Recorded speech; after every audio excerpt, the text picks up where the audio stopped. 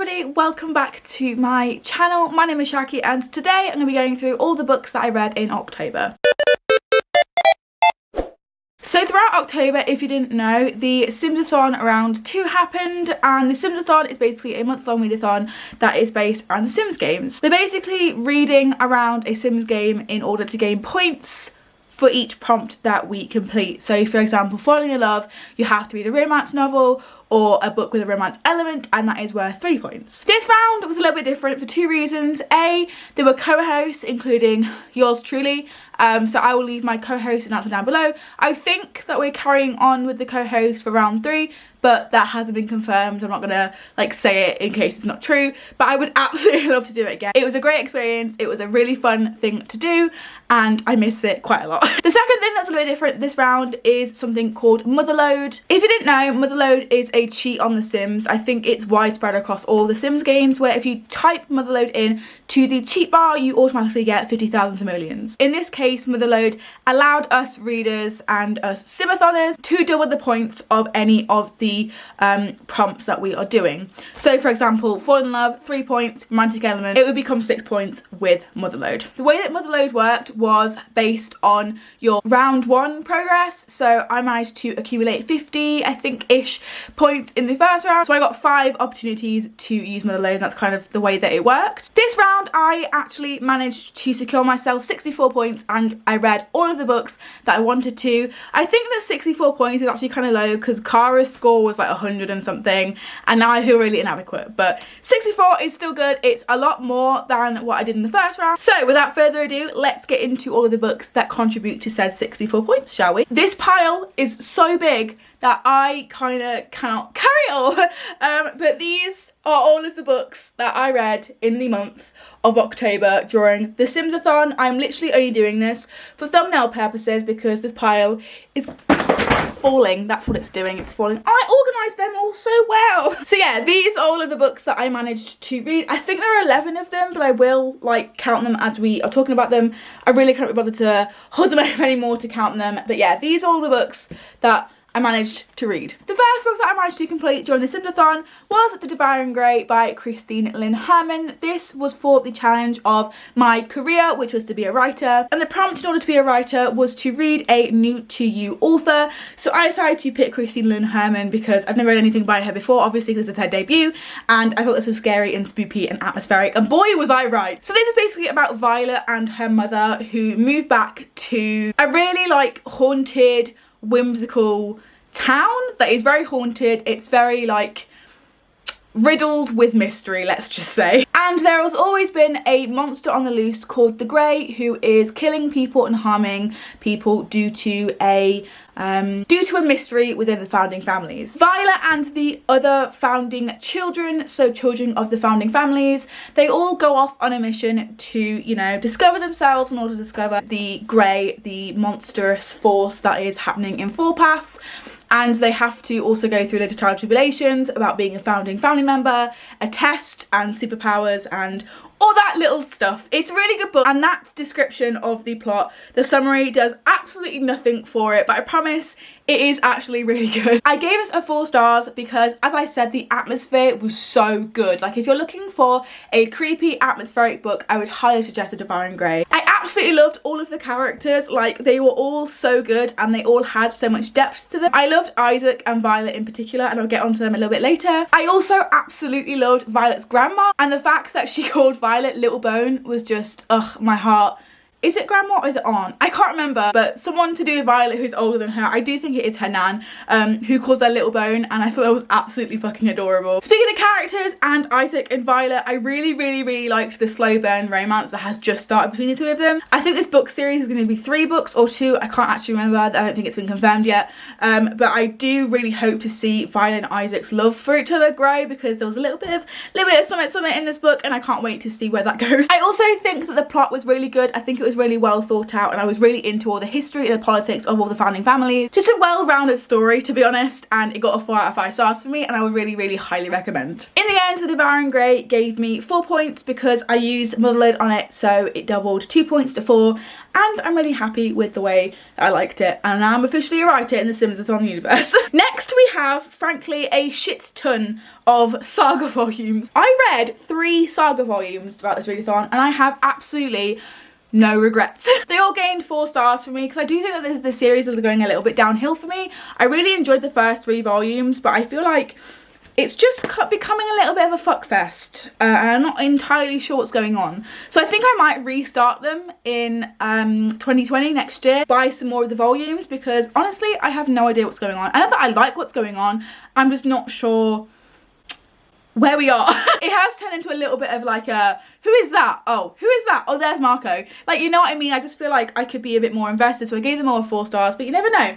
It might change once I like become reinvested. Saga Volume 4 was my fall in love challenge because this has a lot of romantic elements in it, surprisingly. It is basically a war in space between 2 families, 2 colonies. A soldier called Marco is captured from one of the sides, and he has like a love affair with another soldier on the other side. They have a love child, and they have to basically protect this child from being killed, being murdered, because it is like forbidden for them to, you know, have children. There's a lot of love in this, a lot of sex, so I will warn you about that. But in the end, it did manage to get me 6 points because it's worth 3 points, and I did a Motherload because I apparently hate myself. The next 2 volumes of Saga I didn't use for Fall in Love. I used both of them for Have a Baby. The Have a Baby challenge is worth 5 points. I used Motherload on both of these, so all in all I gained 20 points from 2 Saga volumes. I have literally no regrets. The Have a Baby challenge is to just read something with a child in the centre of it, and obviously Saga follows a forbidden love child between 2 rivals, and I thought that was perfect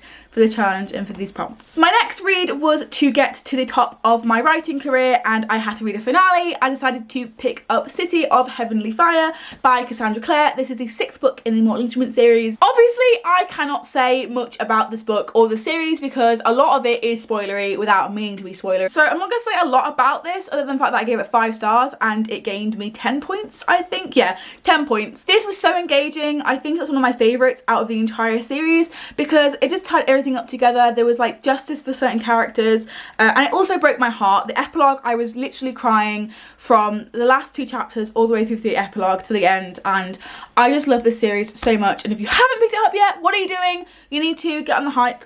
Obviously didn't like them, that's not the end of the world, but please at least try them because they are a work of art. I love the Mortal Instruments and the Inferno Vices and Shadowhunters in general, and I can't wait to carry on with the rest of them because my heart aches. So those are all of the live mode challenges that I completed. Those were all a total of 40 points. The next lot of challenges are for the new expansion pack challenges that the Simsathon put out this round, and that was for the outdoor living or something, I can't remember. So we had loads of new challenges, all worth 3 points, and then if you completed all of them, you got an extra 6 points, I believe, onto your end of Simsathon score. The first challenge I completed out of the new expansion pack ones was to purchase camping equipment, which kind of makes sense, and that was to read a book that finished on an odd page number. For that I read The Humans by Matt Haig, as it has quite a lot of hype here on BookTube. Unfortunately, I was very disappointed with this. I gave it a 2.5 stars, which is really disappointing for me as I had so many high expectations for this. I absolutely loved the initial idea of this. It is basically about a man who is a mathematician, and he's basically like discovering loads of, you know, things about quantum physics and prime numbers, and the aliens are feeling quite intimidated by this. So they send an alien down to take over the mathematician's body, to destroy all the information and to kill anyone who knows about his work. That sounded like something I would be so interested in, and so when I bought it I was so excited to finally read it. But the execution was just so fucking bad. I really didn't like how Matt Haig over-explained a lot of things. I understand what he was trying to do. I understand it was supposed to be ironic and funny, but to me, it just seemed like he was a little bit up his own arse, and it just grated me the wrong way and didn't have the effect on me that maybe Matt Haig intended. This is a phrase I'm going to say quite a few times in this video. I think I say it 3 times in this video because I had a lot of trouble with this kind of stuff in these books that are in October, and that is I had to have a really big suspension of disbelief to actually engage with the story. A lot of the events that happened in here just wouldn't go down in real life. They wouldn't just fly under the radar. The alien literally murders people and no one questions anything. The alien straight out says that he is not the mathematician that they once knew. He is an alien and no one cottons on, and I find that really hard to believe. Something I actually really did enjoy about The Humans was the storyline with Isabel. She is the mathematician's wife, so when the alien takes over the mathematician's body, he has to kill the mathematician's wife and son. I really liked the way that the alien interacts with Isabel, and I won't spoil it, but there are some romantic things going on there, obviously because they are husband and wife and they share intimate moments, even as the mathematician is an alien. I really liked that. I really liked the way that Isabel was described, and there were some really lovely moments between the both of them. But this was all fucking ruined by a stupid throwaway comment that would not happen in real life, and the alien should have known better for. It's to do with a certain character called Maggie, and if you've read it then you'll understand what I mean. But I feel like that just ruined the one good thing in the book, and it was just over in 2 seconds. There was no payoff, there was no nothing, and I really didn't like that aspect at all. It kind of just ruined everything for me. All in all, I do think that it was a good idea. The execution was just really, really poor, and I found that with a lot of Matt Haig's books. No tea, no shade, no pink lemonade, but that is the tea. The next book is also from the same expansion pack. They in fact all are, and they are all also worth 3 points. The next challenge that I managed to complete and gain 3 points from was to sing a song on the campfire, and the challenge for this was to read a poetry book. A poetry book that I've been meaning to pick up and read for a long time was Pillow Thought by Courtney Peppernell. Now, I've been pronouncing her name completely wrong in some videos, including my TBR for this readathon, so I'm so sorry. It is Courtney Peppernell. I thought that was an I. It's not Pepperneal, it's Peppernell. But I really did enjoy this. I gave it a 4 out of 5 stars. It is just basically a poetry collection about love and loving yourself and heartbreak. It was very relatable and I needed it. It came at a time where I genuinely needed it, and it really couldn't have come at a better time. I do think though that some of the structure and the wording of the poems and what the poems were about got very repetitive very, very easily. That did kind of grate on me, but again, it was a really, really good relatable poetry collection, and I honestly really did need it. I would really highly recommend. Next was my read to complete the challenge of visiting Granite Falls, which was to reread an old favourite. Now, this isn't strictly an old favourite of mine, it is just a favourite of mine that I read last year that I haven't had the chance to reread this year.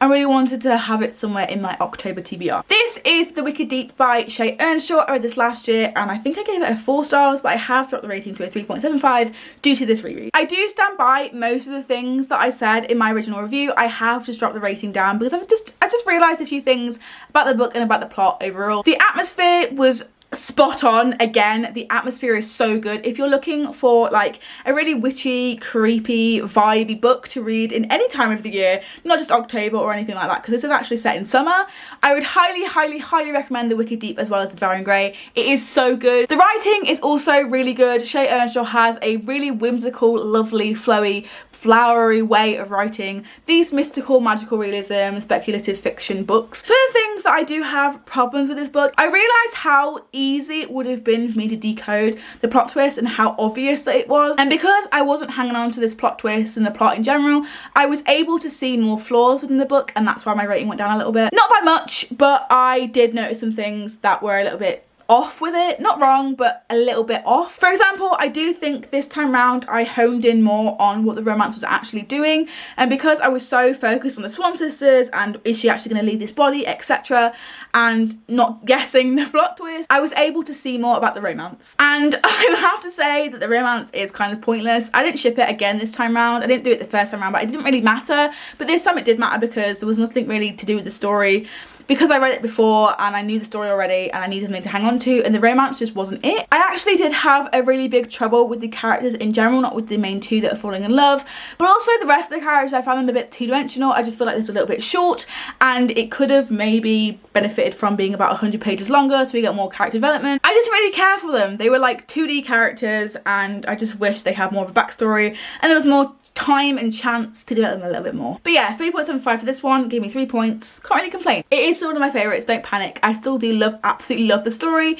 It's just some things aren't sitting right this time. The next book that I picked up was Cersei by Madeline Miller. This was for my atmospheric book, which completed the challenge of exploring the forest, and this fit that challenge extremely well. Unfortunately though, I didn't really like this. I didn't get on with it at all, and I actually ended up DNFing it before page 100, which no one is upset about that more than me. I decided not to rate this on Goodreads. I normally would rate DNFs a 1 star, but because I know how talented Madeline Miller is, and because I A, liked the actual story, and B, loved the writing, I didn't want to drag the rating down on Goodreads because it doesn't deserve that. It is a retelling of Cersei, who is obviously a Greek god, and it has loads of Greek gods in it, and I just personally don't like retellings, and it is completely my fault as to why I didn't like this and I shouldn't have picked it up in the first place.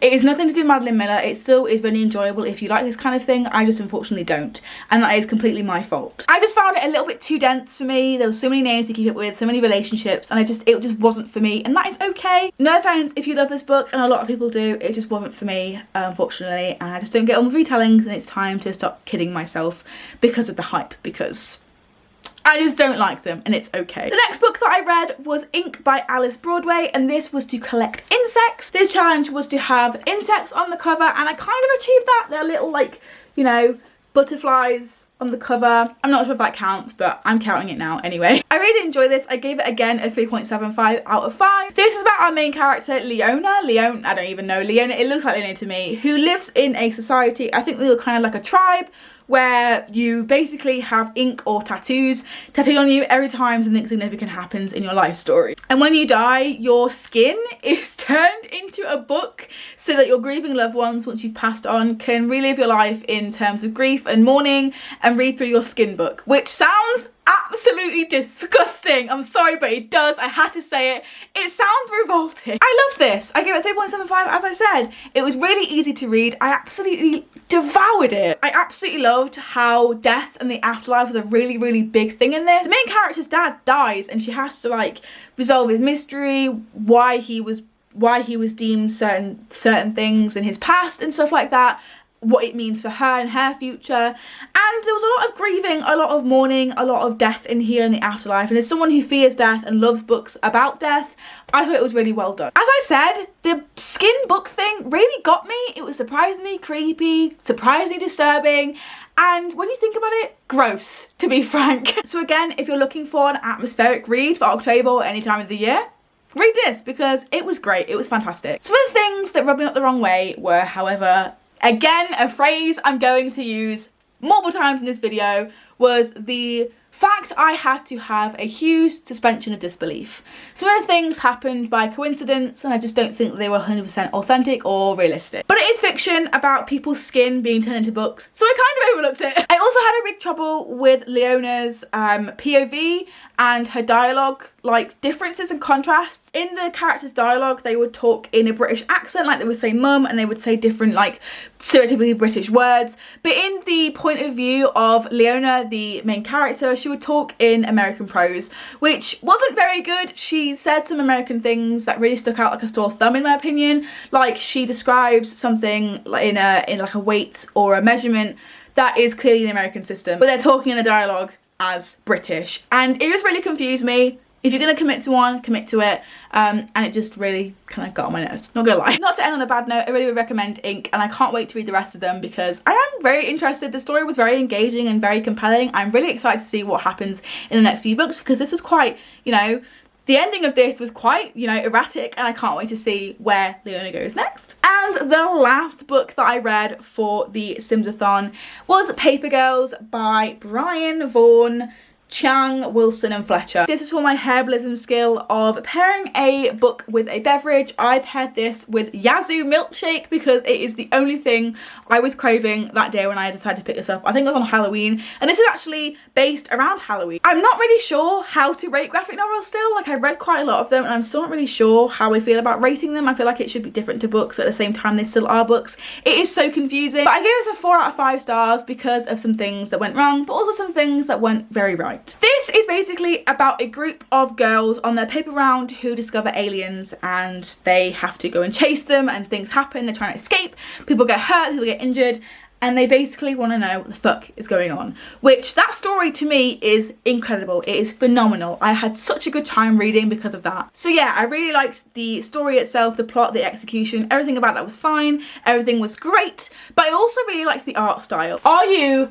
freaking kidding me? How bloody gorgeous is that? The colours were on point, the drawings, the dialogue, everything about this was so aesthetically pleasing. It just warmed my cockles. It tickled my pickle. The only two things that I really picked fault with this were the fact that there was a lot of slurs, and there was even a rape joke used. And although that the slurs were challenged, the rape joke wasn't, it just caught me off guard. I wasn't expecting it, and I just wish it hadn't been included. Young girls or people in general don't necessarily just fucking say rape jokes and slurs all the time. We're much more than that, and I just wish it wasn't included. A lot of the story depended on coincidence, like there was this new girl doing her paper round for one of the first times. She hasn't met all the other girls doing their paper round, and she trusts them immediately, and I'm just like, does that actually happen in real life? That wouldn't actually happen. But there you have it. Those are all of the books I managed to read in the Simsathon. Again, I managed to complete every single book on my TBR, and I gained 64 points, which again feels like not a lot compared to everyone else, but I'm still proud of myself. But thank you so much for watching this video. Please give it a massive thumbs up and my channel a subscribe if you would like to. I try to upload on this channel every single Sunday, but I have a lot going on with reading and uni and my other channel as well. It's all a mess, so I tend to upload on Sundays or whenever I can. But thank you so much for watching, and I will see you either in my next video or the next round of the Simsathon. Bye!